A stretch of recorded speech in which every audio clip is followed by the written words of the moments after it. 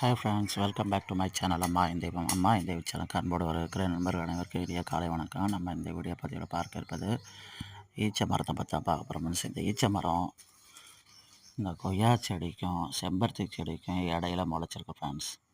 இதை நான் அப்பயே ரிமூவ் பண்ணலாம்னு நினச்சோம், ஆனால் மனசு கேட்கல ரிமூவ் பண்ணுறதுக்கு. இப்போ ரொம்ப வேகமாக வளர்ந்துருக்கு ஃப்ரெண்ட்ஸ். வளர்ந்து அதில் ஈச்ச மரத்தில் முள் இருக்கிறதுனால நம்மளுக்கு ரொம்ப டிஸ்டர்பாக இருக்குது.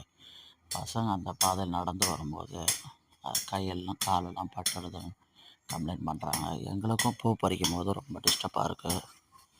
சரி, அதனால் இந்த செடியை இன்றைக்கி ரிமூவ் பண்ணலாம் சொல்லிட்டு இப்போ ரிமூவ் பண்ண போகிறோம் ஃப்ரெண்ட்ஸ்.